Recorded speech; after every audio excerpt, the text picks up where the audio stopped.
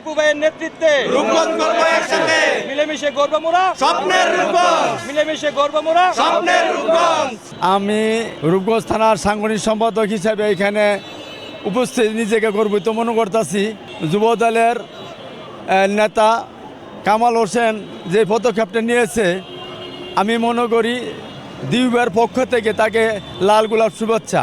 অর্থাৎ রাস্তাঘাটের যে সাজগুজ করতেছে, এটা একটা মানুষের জন্য পরিপূর্ণ সচেতন ব্যক্তিত্ব আমি কামালের কাছ থেকে পেয়েছি।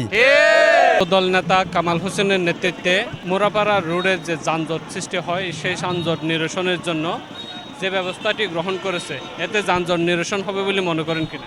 ইনশাআল্লাহ দিবু ভাই যেই উদ্যোগটা নিছে আর কামাল ভাই যুব দলের যে উদ্যোগটা নিছে, ইনশাআল্লাহ পরিবেশ এখন সুন্দর আছে। এরকমভাবে চলতে থাকে তো রূপগঞ্জের সাধারণ মানুষের খুব সুবিধা ভোগ করবে।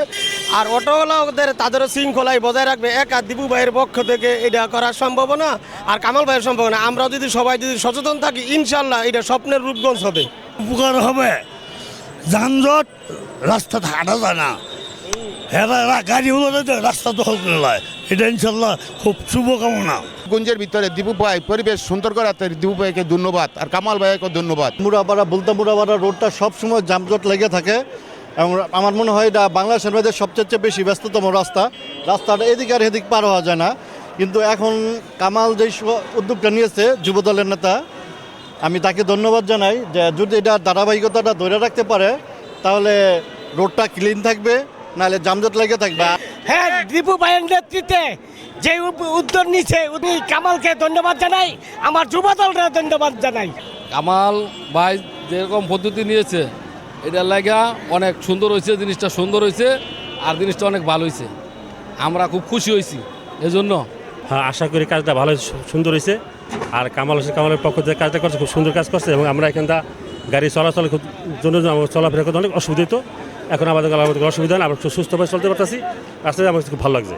ইনশাল্লাহ যেই সিস্টেম বা যেই ডিসিপ্লিনে করা হয়েছে গাউসিয়াতে, আমরা তো গাউসিয়াতে যারা রেগুলার আসা যাওয়া করি, তারা কিন্তু গাড়ির যানজটের কারণে আমরা বিরক্ত। এই পদক্ষেপের কারণে আমি মনে করি রূপগঞ্জবাসীর যেই স্বপ্নের রূপগঞ্জ গড়ার যেই অঙ্গীকার করেছে আমাদের এমপি মহোদয়, এটা মনে হয় এইটা বাস্তবায়নের একটা রূপরেখা আমরা দেখতে পাচ্ছি।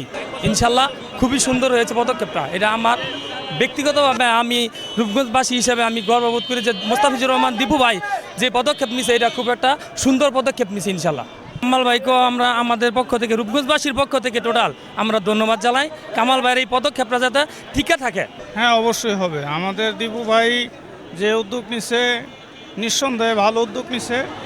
আমাদের এই সিস্টেমটা দরকার আমাদের দেশে। আমাদের এই ভুলতা গাউসিয়ায় এই বিশাল যানজট ছিল, আল্লাহর রহমতে এখন নাই। এটা দরকার ছিল, আমি মনে করি এখনও দরকার আছে। এটা সবসময় এইভাবে চলা দরকার।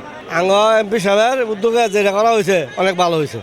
কামালের উদ্যোগে যেটা হয়েছে অনেক ভালো হয়েছে, অনেক সুন্দর হয়েছে। যানজটটা লেগে মানুষ অনেক খুশি। কিন্তু এখন অটোর ড্রাইভার আর রিক্সার ড্রাইভার এদের স্বভাব তো ভালো না, এরাই যানজট লাগা। কিন্তু আপনারা তো পরিবেশ খুব সুন্দর করতেছে, এটা অত্যন্ত ভালো একটা বিষয়। আর এটা হলো আমাদের সবার জন্য, যদি এই পরিবেশটা সবসময় বজায় রাখা যায়, সবার জন্য আমাদের বুলতা টু মুরাপাড়া রুটটা সবসময় যানজট নিরসন থাকবে।